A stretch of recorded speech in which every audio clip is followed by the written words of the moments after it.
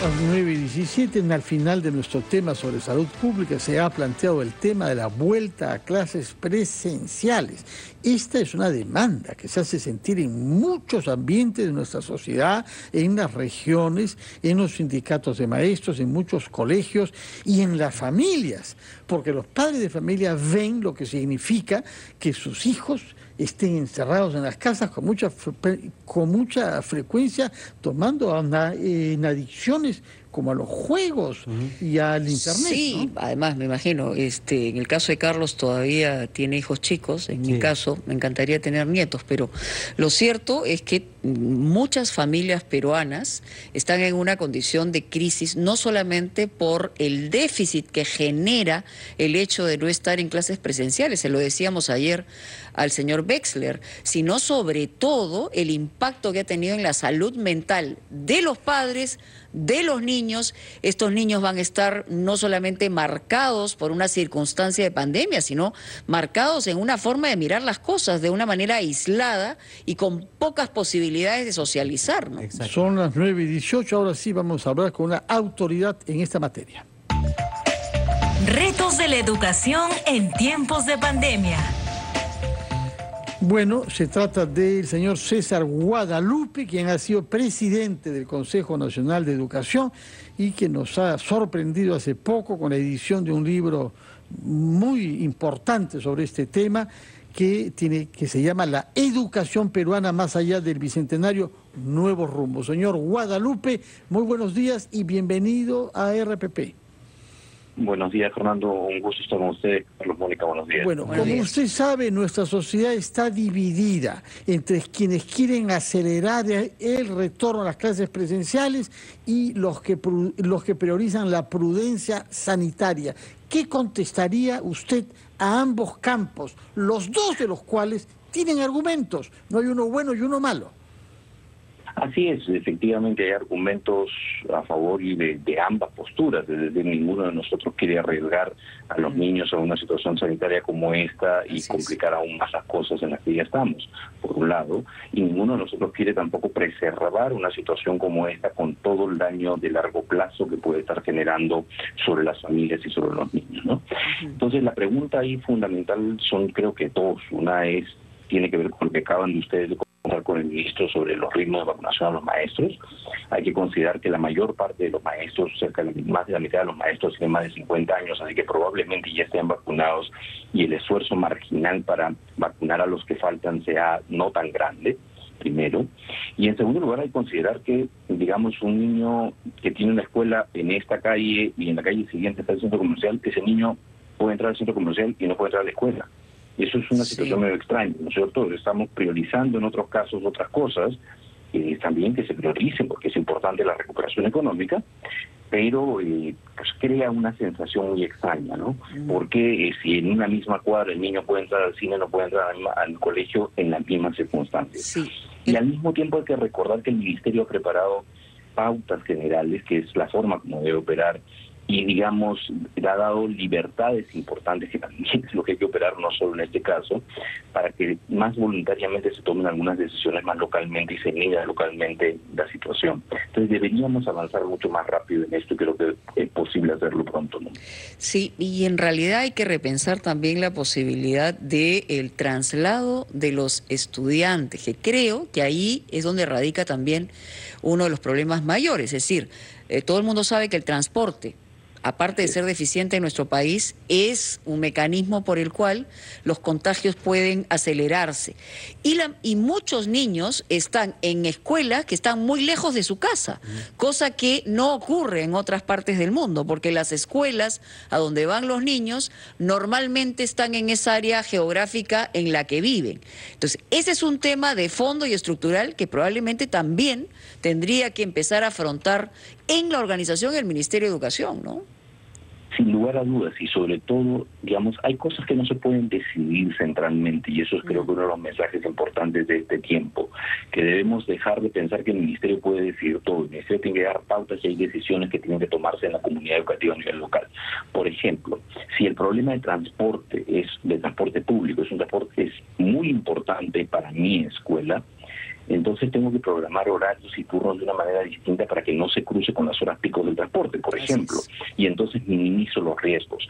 Pero también, Diana, digamos, este tema que usted plantea marca el tema de que la educación es una cosa que se puede ver en aislamiento, ¿no? Sí. Si los sistemas de transporte público en el país son tan deficientes, si los sistemas de saneamiento en el país son tan deficientes y las escuelas entonces carecen de agua, etcétera, etcétera, es bien difícil avanzar en la educación si los otros temas digamos, no se mueven al mismo ritmo, ¿no? Señor Guadalupe, ¿cuál es su evaluación respecto a este proceso de educación a distancia que ha habido en estos meses de emergencia sanitaria? ¿Cuáles han sido, diríamos, los puntos débiles, el perjuicio que ha habido, básicamente en el tema pedagógico, que es fundamental? Y ya hemos hablado también acerca de las complicaciones que hay por el hecho de que los muchachos estén en casa solamente, en el tema de la socialización. Pero a nivel pedagógico, ¿cuál es su evaluación en estos meses que ha habido teleeducación, por decirlo de alguna manera? Déjeme empezar por la parte positiva de esto, ¿ya? La educación a distancia es una forma de administrar, de prestar servicios educativos que tiene muchísima historia, tiene más de 120 años de historia. El Perú tiene una tradición, o tuvo una tradición importante en los 60, 70 de educación a distancia muy buena y muy bien hecha. Eso lo perdimos. Pero una de las cosas positivas desde el tiempo que estamos recuperando la idea de que se puede hacer educación a distancia y se puede hacer bien. Lo cual no quiere decir que pueda resolver todos los problemas. La educación a distancia funciona mejor con personas más maduras que pueden mantener y sostener un ritmo de aprendizaje de una determinada manera. Funciona peor con niños mucho más pequeños. Usted no puede hacer educación de niños de 3 años a través de la televisión, ¿no? Dirigido a niños a nivel individual. Entonces, ese es un primer aprendizaje. Una segunda cosa tiene que ver con, digamos, cómo conseguimos la educación. Si la educación es solamente personas individuales que aprenden cosas, estamos en problemas. La educación es eso, pero también es interacción entre personas, y eso tiene que ver con la socialización y los espacios en los que trabajamos. Una de las cosas que conversábamos al inicio de la pandemia era la necesidad de que Aprende en Casa no fuera solamente dirigido a los estudiantes, sino, por ejemplo, fuera dirigido a los hogares. Si nosotros nos preocupan por los niños más pequeñitos, debimos trabajar mejor con los hogares, cómo los hogares acompañan y desarrollan esto. Si hoy día los celulares, las tablets, son lo que era el chupón hace unos años, es lo que le dan los padres a los niños para que no molesten, básicamente, en muchos casos, no en todo, por supuesto, claro, estamos en problemas. Y entonces eso hay que abordarlo como un problema educativo y un problema de desarrollo de los chicos. Y lo último tiene que ver con los aprendizajes. Todavía no tenemos suficiente evidencia acerca de cuánto se ha caído, cuánto no se ha caído. Pero ahí yo quiero hacer un comentario que probablemente sea un poco duro. En realidad, digamos, en el peor de los casos estamos perdiendo 1 año, año y medio, 2 años. Pero en realidad, de los 14 años de educación obligatoria, normalmente perdemos bastante, ¿eh? No perdemos 1 o 2 años, perdemos muchísimo. Entonces, hay que pensar en eso también, porque el retorno no puede seguir siendo el retorno a lo mismo. ¿Y cómo lo perdemos en digamos, años lectivos normales? ¿Por dónde va el déficit en esos años, que no son de pandemia? Es muy grande, no solo pandemia, por supuesto, es muy grande en general. Si uno mira, por ejemplo, la peor época que tuvimos fue entre la crisis del 75 y el 90 y lo que nos costó recuperar eso, sí, ¿no?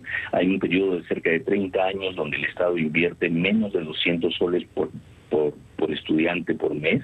Una educación de menos de 200 soles al mes no llega a funcionar bien, y ese es el costo más alto que estamos pagando hoy día. El 80% de los adultos peruanos pasaron por la escuela o pasamos por la escuela en esa época de crisis. Eso lo hemos ido recuperando a lo largo de los años, pero nos cuesta mucho porque el punto de partida era muy bajo. Déjenme ilustrarlo solo con un dato que no es probablemente el más decidor, pero ilustra bien las cosas. Hoy los profesores en promedio ganan alrededor de 2.600 soles al mes en el Estado. No es un gran sueldo, pero en 1990 ganaban 150 soles al mes a precios de hoy. Sí. Entonces, de que hay una recuperación, hay una recuperación. Lo que pasa es que hemos subido 15 pisos, pero como estábamos en el sótano 15, recién estamos yendo al suelo. Estamos en el nivel de tierra. Por favor, yo quisiera preguntar, usted nos ha dicho, no podemos regresar a lo mismo que teníamos antes. Y ahí llegamos al libro que usted ha editado a nombre del Centro de Investigación de la Universidad del Pacífico, que se llama precisamente Nuevos Rumbos, más allá del Bicentenario. ¿Qué debemos aprender de esta crisis terrible causada por la pandemia de manera tal que sea verdad lo que usted está anunciando, no volver a los mismos de antes? Ese texto reúne 22 ensayos de 30 autores, entonces hay muchas ideas en muchas direcciones y no me puedo referir a todas ellas porque así es el tiempo acá.